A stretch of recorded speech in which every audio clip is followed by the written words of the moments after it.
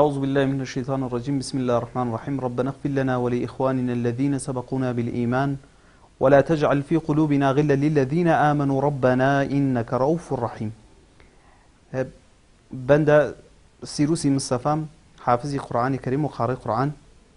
ومسؤول بالبرسي خان قرآن متين. دال القرآن بمعنى اسم مكان، يعني بمعنى شو كخلق لويا قرآن دخوين وهمو مسائل قرآنية تيدا وكو روخان روانخاني تجويد صوت لحن حفظ وكلية مسائلك مربوطة بعلوم قرآني، حتى أتوين بحثي صرفوا نحو حديث وأمشتانش إشارة كهر للرابطة لقل بحثي دال القرآنية. هدف لتشكيل خان قرآني متين لأصلا لسازماني تبليغاتي إسلامي وهاتك سازماني تبليغاتي إسلامي إداري تريتيا بناو سازماني دال القرآن الكريم كإدغام بون ناوية سازماني دال القرآن الكريم مجوز بكسانة كذاك لبحثي مسائل قرآنية تلاشكا. أو وقت خان قرآن دو نوع، خان قرآني الشهري معناه خان قرآني الروستاي، كما خان قرآني الشهرين وبسبب سازمان دال القرآن بنزارتي سازمان تبليغات الإسلامية وكمجوز درا وبو كإما كاركين من دوايا وكا قرآن محفظ كر وقت لتارانا شكر بوم بحافظي كل قرآن وهاتمو وقت كقرآن محفظ كر زاني براسي لمناطق إما نسبة بمسائل القرآن ودار القرآن كملوت فيه ككري وبعد وجبوه كخوشم علاقم بو بمكارا وبيم خوش بو كزندگي خوم لرقاي قرآن وفق بم كوت مفكري أوكا بشم بدواي دار القرآن كو دار القرآن دانم أو بوك وقت برسم كروت يعني أم كاربي مجوزنا بت وحتما شيء مجوزت به منش حصم شون بو إرشاد وأوقاف سازمان تبليغات بيجيري مسائلك مو كآخر قسمت بو بوي كلا خدي سازماني تبليغات إسلامية مجوز بقرم وتواوي كار هاي قرآني يسوى بسازماني دار القرآن الكريم. كلاس هاي إما ك ليرا برگزار أبيت كلاسي روخاني روانخانية تجويده صوت لحنه حفظه أمشان كلاسة ليرا برگزار أبيت ك الحمد لله استقبالك زور شاكك لله يعني خلقه أكثرا إما لهاوينانا قرآن آموزكان منزور ترين بلام لا بايزوز مسانا كمتر روكان لدال القرآن باتوجبه وكا أولا فرهن سازيكي غلط كدا ولا منطقي إما أويكا ألين حتما أو كسيك أشياء بالقرآن خندن أشياء هاوين بروا بالقرآن خندن وكو فعاليتي هاويني تمشايكن فعاليتي تابستاني بإصلاح تمشايكن وابا بالترحيكية بناو فعاليتي تابستانية خلاصة جيكا وتلنا وخلقا كخلق فقد لو وقتي هاوينا أشن بخندني القرآن بلام أمدى القرآن كإما دامنا تخصصية و إن شاء الله قرق من للتوايف فصل كان به متأسفانة كمتل أنفصلانا روك لم فصلا إما نسيك بس صد نفرتها صو 20 نفر معنى بلام هاوينانا 250 شروات ولم فصلش غير مستقيم كسانك لارتباطه بيشتر إما دار القرآن متينة تكيما كردن لسرويك خانواده كان روبكن شون بيغمري خاص صلى فرمي أجر جن صالح بجامعة صالحة وأجر جنة صالح بجامعنا صالحة وأجر خانواده كان على الخصوص دايك كان لبحثي قرآنية تلاش كان مطمئنا هم بياوكا وهم من الله كان يجروا كان للقرآن خندن وهدفي ذا القرآن متينش أويك نفوس كاتنا وخانواده كان بو خانواده كان بجن بو شتيكا خواي جوراء فرمي وأنزلنا إليكم نورا مبينا إما نورك من نازل كرده بو نورك أشكار من نازل كرده بو خلق محمد يان إن شاء الله أمادي ترتيلك خويني قومان رولا أعوذ بالله من الشيطان الرجيم بسم الله الرحمن الرحيم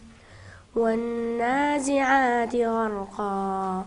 والناشطات نشطا والسابحات سبحا فالسابقات سبقا فالمدبرات أمرا يوم ترجف الراجفة تتبعها الرادفة قلوب يومئذ واجفة أبصارها خاشعة يقولون أئنا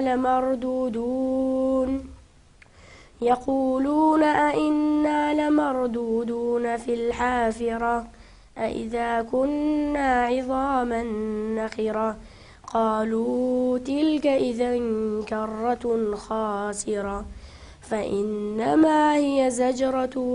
واحدة فإذا هم بالساهرة. أرسكم لخزمات أنا دار القرآن متين بهمتي كان فل خيرين شاري سقز بريو أشيت وحزينة هايك مربوطة بإيرا إما حل خدي قرآن مزكان وريقرين وزحمتي أو كان فر خيرة وبدا خوا حج أورجانيك حمايتي مالي لإيماناك وأما جورترين مشكلة إيمايا ئەم چەند نەفەر خەیرە لە کار و لە زندگی خۆیان گوزەران و زەحمەتی زۆریان کێشاوە بۆ ئێرە و باڵغ بە 7 ملیۆن فقط حەزینەیان کردن ناو شوێنەکە مەسەڵەن هاتن 20 ملیۆن وەدیعیان داوە بێرە کەوە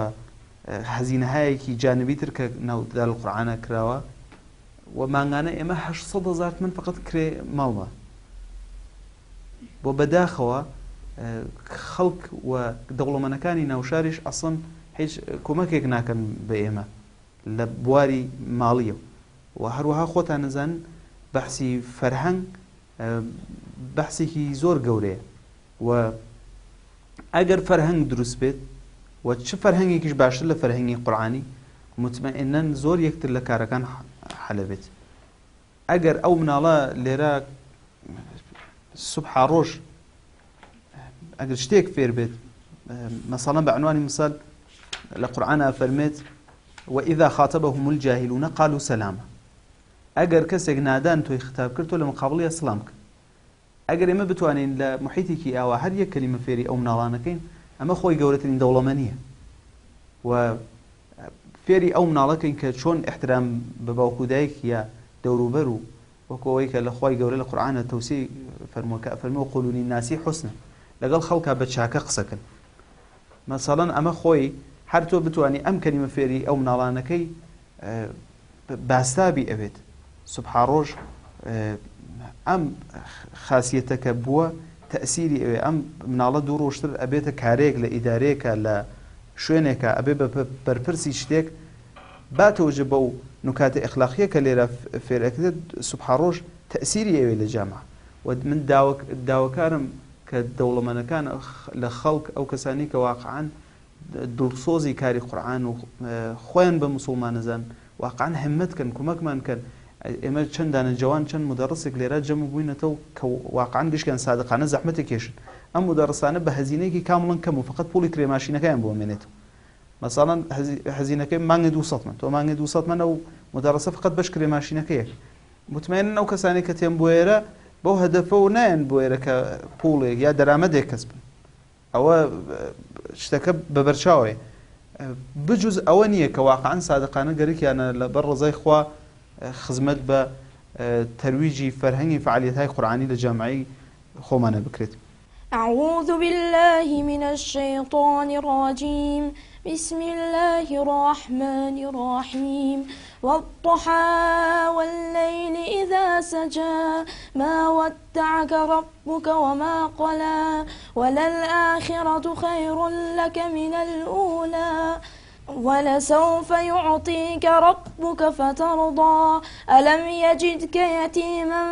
فآوى ووجدك ضالا فهدى ووجدك عائلا فأغنى فأما اليتيم فلا تقهر وأما السائل فلا تنهر وأما بنعمة ربك فحدث صدق الله العظيم. محمد گیان نوارد گوش کده؟ أره والله. چه گوش کده محمد؟ والله بيشتري مشاريع ولا إذا كم گوش کنه؟ باشا تو مشاريع گوش کنه تو استاد من شاعری گوش کنه باشا چون مشاريع جاری بود تو زود دوایه نفسه باشا تنظيم كان يعني هر آية كإيقوني آية كإيقوني بالأساسي النفس التنظيم كان باشا أشي السعيكي ولا وقت تلاوة القرآن لبين نفس كيشي با ترتيلش بدروسة ترتيل بدوي والله مثلا مشاهدة بسم الله الرحمن الرحيم زروسي والضحى والليل إذا سجى فعلا لم أولو أرام روي تبرو باشا هي أفرين زور باش بي على أنا حفظي أجر كسك حافظي قرآن هذا إما ناو فقيه كان من خم زمان الدرسي تلبيجيم خوينده أجر فقيه كحافظي قرآن نبي سصالنات وأنا بيت ما مصايكي موفق كمسلد بو بسر قرآن كأم جالت وأنا راحت درس كانت الوك وجرقيق إجادة بيت شون حفظي قرآن بليك لتواو دانشجاها ومدارسي علومي ديني وشون هاي قوري الدنيا حفظي قرآن بلي أولا بلا متأسفان لما انتقي إيما أجر كسك حتى أروابو فقيتيش أول نشتك فيري كان أويك بحثي مسائل صرف نحوية لحالك بحثي قرآن أجر لا أولو بهاي ذكره حفظي قرآن وتجويد وصوت لحن وأمشتان أجر بهاي ذكره مطمئن تأثيري ده برابط يا أبو كسك ل مدرسات درس خواني أيسا هر كسك ل مدرسات درس خواني بيسو شوار صالي بيشي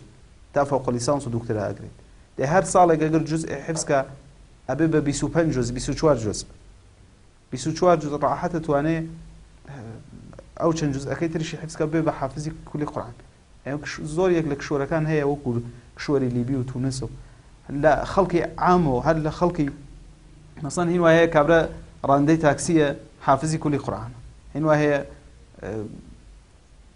كابرا ميكانيكا حافظي 5 جزء 10 جزء أما أنا خوي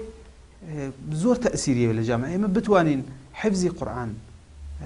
بحثي إخلاقي قرآننا وجامعة بيادكين كاري جرقة واحتياج من بشون هاي كياوا والنايب بينين كأمشون أنا ببوني أو كلبحثي ماضيات ضعيفة ما مسايك زور قصي جواني كر أيوة أجر إسلام بوله بشتيانا بيتو واقعا كومك نكريت مطمئنا زعف بياكا دروسا لا حمو كاركا نيتي إخلاص لهمو كاركا براسي شرطة إخلاص لكار الشرطة بلام أم إخلاصا زمانك بيشتي كبتواني تو أو بولو مالتك هي واقعا بيبخشي الفقراء الذين أحصروا في سبيل الله لا يستطيعون ضربا في الأرض أوهم آياتها هي خواهي قولي القرآن توسيا كاكا لبحثي خير وخيرات ام بما خوش ام بكارانيش وبسبب مزقوتي كيش شباشتر ام قرآن خوينانا لوقتي خويندني قرآن راحت اتوان باش نواجي جماعتها كان والله متأسفان ان مزقوتها كان شاو حمايتها ناكري توت مشاكل شي لمزقوتها اگر بحثي قرآن خويندن بيشتي تو هروا كاركه چون تخصصيه يك دفع السيروج ببوني برسيك وتعطيله بيت اما جايين ان شاء الله حمام موسى كان او كساني كبربرسن او اورغان دولتي كان او كساني واقعا زحمت كيشن چون فعاليتي قرآني عصزور كم توجهي بيك انا جوان للسن وصالي ايما متاسفانا اكثر لقلب دنياي مجازي فزاي مجازيه بشويكي زور ناقهانه خريك روبرو دي اگر كسك قرآن خوين بوايد اگر كسك لقل اخلاق ومسائل قرآنيه بوايد صل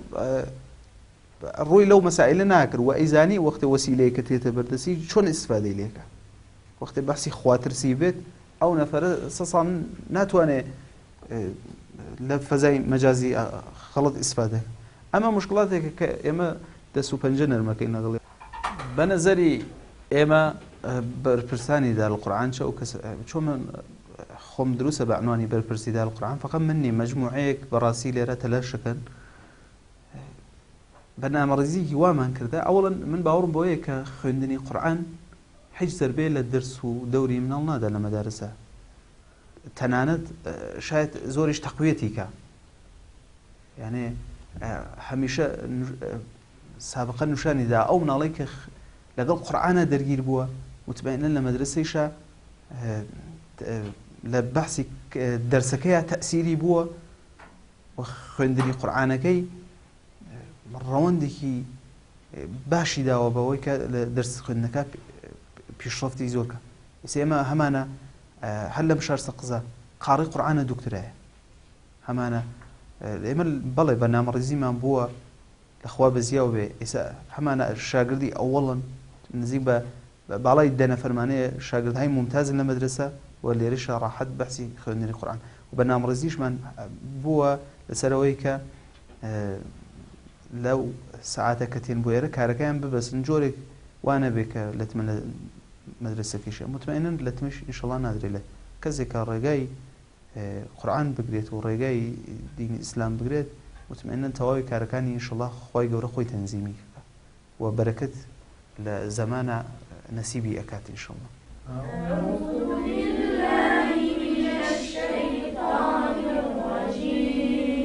بسم الله الرحمن الرحيم بسم الله الرحمن الرحيم تمشي قرآن كتان كان دقيق لو تلفز كان دقيق وأما من خفت موازينه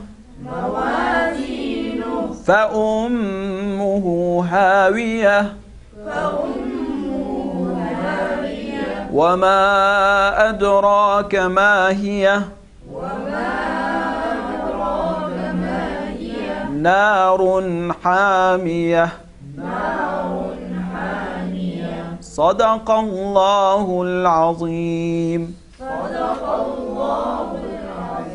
أحسن لما راح أتمنى وارجوش كمان. بسم الله الرحمن الرحيم. اسلام عرضكم لخمتانا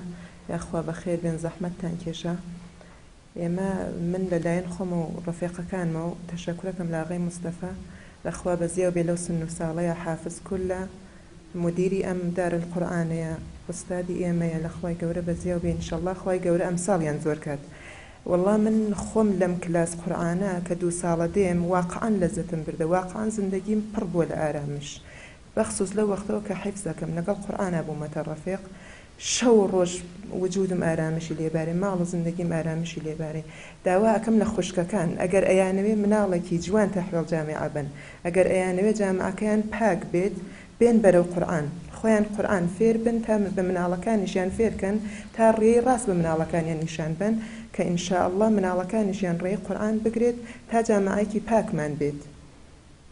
لخوای گەورە بەزیاو بێ ئێمە زۆر ڕازین لەم دارە قورئانە فقط متاسفانە ئێمە ئیمکاناتمان زۆر کەمە هەموو ڕۆژی سەحە ماڵ بەرەکمان پێگرێ کراهاکەی زیاوەکەم بێن بڕۆنە دەرەوە ئێمەش کرای زۆرترمان بۆ نادرێجی باشترمان دەست ناکەوێت بە زۆر مشکلاتە و ئێمە حفزەکەین و لەم دارە قورئانە شرکەتەکەین ولی باس هەم شکر بۆ خوا و داوا ئەکەین ئێمە هیچ پشتیوانێکمان نییە متاسفانە هیچ پشتیوانێکمان نییە ئەگەر کەسێک لە ڕێی خوا بۆی کرا و دەستی باز بوو 50,000 تمن ئابێمە تا ئێمە بتوانین حقوقی مدیرەکەمان و ئوستادەکەمان و نازانم مدەڕەسی تریشمان هەیە تەجوید و ڕۆخانی و ڕەوانخانی و کراماڵ و ئابەوانە ئێمەمانە حەلەکەین داواکەین ئینشاءالله هەر کەسێک لە هەر کوێکە بۆی کرا دەسی باز بوو لە ڕێی خوا حەرچێ بە قورئان بێ هەر خێرێک لە ڕێی قورئانە بکەی کەمە خوا گیان لە دنیا و لە قیامەتە ئینشاءالله بۆیان جبران ئەکات و کۆمەکمان کەن فقط کۆمەکمان کەن تا ئێمەش بتوانین ئینشاءالله دایکێکی باش بین بۆ جامعەم بۆ مناڵەکانیشمان ئینشاءالله جامعە ساز بێ. أعوذ بالله من الشيطان الرجيم يا أيها الذين آمنوا أنفقوا مما رزقناكم من قبل أن يأتي يوم لا بيع فيه ولا خلة ولا شفاعة والكافرون هم الظالمون. أعوذ بالله من الشيطان الرجيم بسم الله الرحمن الرحيم الله لا إله إلا هو الحي القيوم لا تأخذه سنة ولا نوم له ما في السماوات وما في الأرض من ذا الذي يشفع عنده إلا بإذنه يعلم ما بين أيديهم وما خلفهم ولا يحيطون بشيء من علمه إلا بما شاء وسع كرسيه السماوات والأرض ولا يؤوده حفظهما وهو العلي العظيم.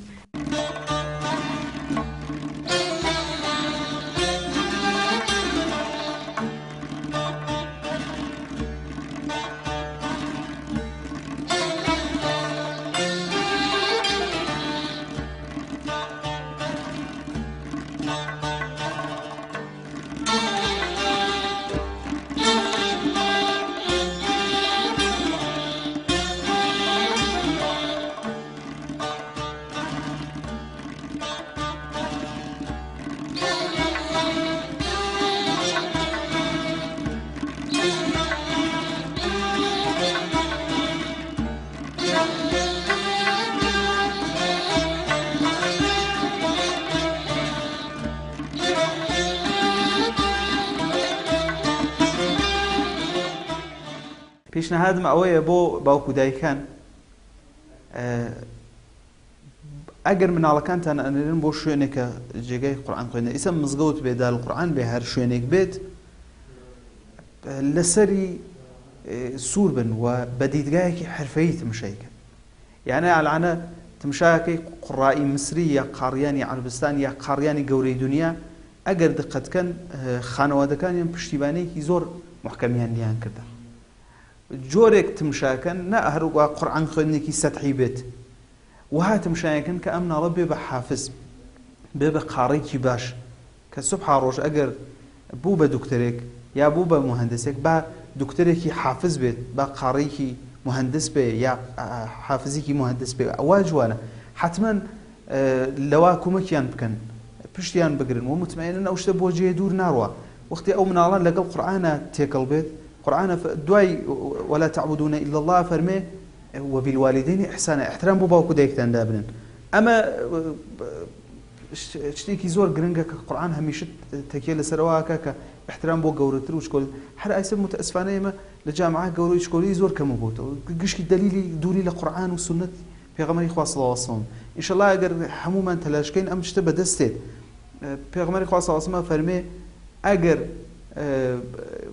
باوکو دایکێک مناڵەکەی خۆی بنێرێ بۆ قورئان خوێندن لە ڕۆژی قیامەتە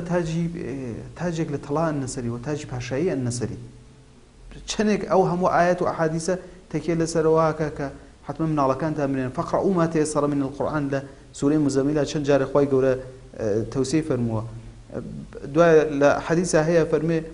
پێغەمبەری خوا صلی الله علیه و سلم فەرمێ خەیرکم من تعلم القورئان وعلمه باشترین کەس ناو ئێوە ئەوەیە کە قورئان فێرێتەوە بە خەڵکی فێرەکە لە شوێنە ترا فەرمێ وأشرف أمتي حمله القورئان ئەشرەفی ئومەتی پێغەمبەری خوا صلی الله علیه و سلم ئەو کەسانن کە قورئان حەملەکەن یا لە سوورەی صافاتە فەرمێ قەسەم بە تلاوەت کنندەکانی لە ئایە سێدا فەرمێ فالتاليات ذکرا قەسەم بە تلاوەت کنندەکانی ذکر کە عولەما فەرمن ئەو ذکرە منزوری قورئانە چەندێک ئەو ئاەت و ئەحادیثانە جوانە لە تەرویج و ئەنگیزەداین بەوە کە ئێمە بەنای خوێندنی قورئانە بڕۆین ئایسا ئەگەر ئێمە جامعی ئێمە قورئانی بۆیێت ئەو هەمووە مەوادی هۆشبەر و چوزانم ئەم هەمووە فەسادی ئیخلاقی و تەلاق و ئام شتانن لە جامعی ئێمە مطمئنن نەبوو ئەگەر فعالیەتی قورئانی بووە وەرێ متەئسفانە ئێمە فقط پەسەندەمان کردە بە ئەوەی کە ڕەشە قورئانی بخوێنرێتەوە بە قەوڵی کوردی ئیتر بە چاوێکی حرفەیی و تماشای ناکەن لە حاڵێکە منتەقەی ئێمە پۆتەنسیێلی زۆرە زۆر لەوە ئەتوانێت باشتر بێت وە ڕاحەت ئەتوانێت قاڕیانی گەورە بۆچی ئێمە چیمان لە مسر کەمترە چیمان لە عەربستان کەمترە چیمان لەو کشوەرانی تر کەمتر بەوەڵا قەسەم بووە لێرە لەم شارە بووە بهترین دەنگی بووە ئەگەر تەقلیدی کردایەت و ئەگەر لە کەسێک بهاتایە پشتیبانی لێ کردایەت ئیسپانسەرێکی قەوی بووە ڕاحەت ئەیتوانی بێ بە گەورەترین قاڕی حتا زۆر باشتریشان لەم قاڕیانە کە ئایسە مەشهور ئەو پۆتەنسیلەی بوو ئەمە نەزەری من نەزەری تەواوی قورئان خوێنەکانی ناوشارە الحەمدولله شاری سەقەز کەسانێکی زۆر گەورەی تایە لە بەحسی قرائەتی قورئانە کارەکەن لە بەحسی حفزی قورئانە کارەکەن کەسانێکی دڵسۆزی تایە وەلێ متەئسفانە مشکڵاتی ماڵی واقعا دەردسەرێکی زۆر گەورەی داوە بە چون کابرا وەختێ ئەنگیزەیەکی نەبێ ناتوانێت دانیشە قورئان بخوێنەوە وەختی حافزێک مشکڵاتی مادی بێ یا مەسەڵەن دار القورئانێک بێت ئەو حافزە ئەو قاڕیە ئەو مدیری ئەو دار القورئانە ئەو کەسێک کە لەو کاری قورئانە زەحمەتی کێشێ واقعا ناتوانێت تەمەرکوز کات بە معنای واقعی و متەئسفانە مامۆستاکانیش نایەن پشت بگرن بۆەوە کە بڵێن ئیخلاسی خۆتان زۆرکەن یا ئەسڵەن هەر سەرکێشی ناکەن لێرە یا لە هەر نە تەنها لێرە لە شوێنەکان ترە بەیەکەوە هاوکاری ناکەن ئین هذه ئومەتکم ئومەتە واحیدە وأنا ربکم فاعبدون ئەمە ئەشل لە وەختێکا ڕەنگ باتەوە ولا هیچ متەئسفانە هیچ ڕەنگ و بۆیەکی نییە